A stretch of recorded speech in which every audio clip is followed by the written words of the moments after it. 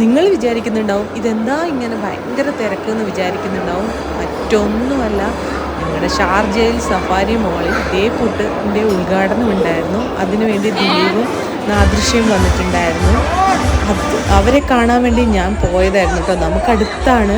ഭയങ്കര തിരക്കായിരുന്നു, ജനസാഗരമായിരുന്നു കേട്ടോ. ഒന്നും പറയാനില്ല, ഒരു രക്ഷയില്ല കേട്ടോ, അത്രയും തിരക്കായിരുന്നു.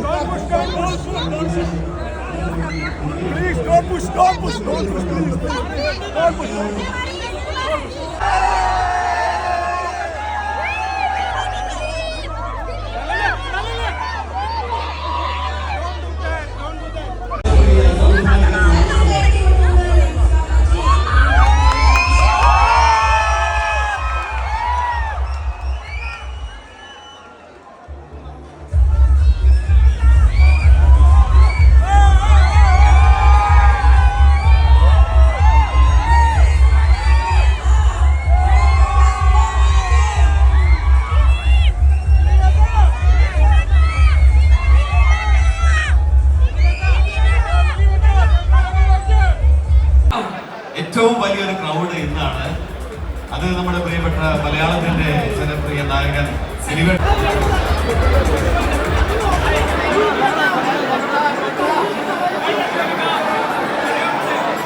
മലയാളത്തിൽ തൊട്ടതെല്ലാം പൊന്നാക്കിയ ജനപ്രിയ സംവിധായകൻ പ്രിയപ്പെട്ട നാദിഷിന്റെ കൂടെ ദിലീപേട്ടന്റെ ഈ ഒരു സാന്നിധ്യം ഷാർജയുടെ വലിയ സന്തോഷമാണ്, ഒരുപാട് സന്തോഷം. ഈ സ്നേഹം നേരിട്ടറിഞ്ഞതിന്, നേരിട്ട് തൊട്ടറിഞ്ഞതിന്, കണ്ടറിഞ്ഞതിന് ഒരുപാട് സന്തോഷം.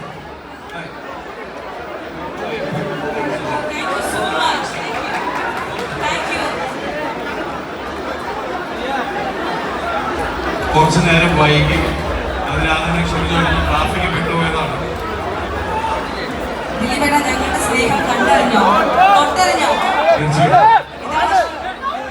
ഞങ്ങള്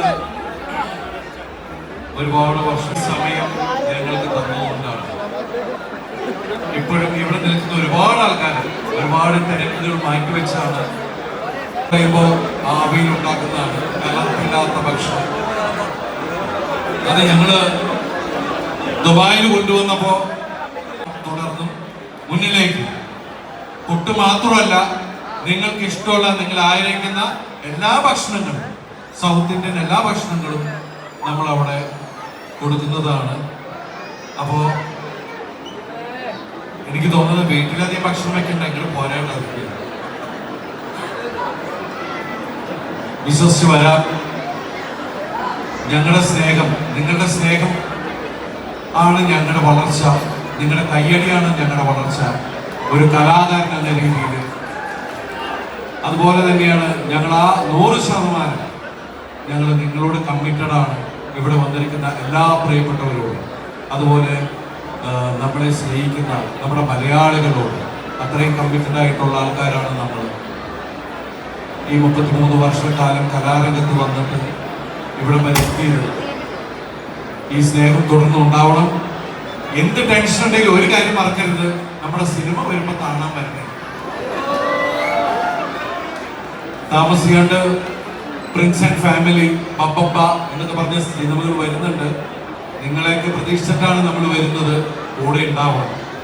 ഞാൻ മാത്രം സംസാരിച്ചുകൊണ്ടിരുന്ന കാര്യമില്ല, ആദർശിക്കും എന്തൊക്കെയോ പറയാനുണ്ട്. ഒരു നിമിഷം. നിങ്ങളുടെയൊക്കെ അനുവാദത്തോടെ നമ്മൾ അതിന്റെ ഉദ്ഘാടന കർമ്മം നിർവഹിക്കുകയാണ്. അതിനുശേഷം കൊണ്ടുവരുന്നതാണ്. പറ്റാവുന്ന ആൾക്കാരുടെ കൂടെയൊക്കെ ഫോട്ടോ എടുക്കാൻ ശ്രമിക്കുന്നതാണ്. തിരക്ക് കൂട്ടരുത്. അങ്ങനെ കൂട്ടി നമുക്ക് ആർക്കും ഒന്നും എടുക്കാൻ പറ്റില്ല. നമ്മൾ എന്തായാലും വരാം. ഓക്കെ.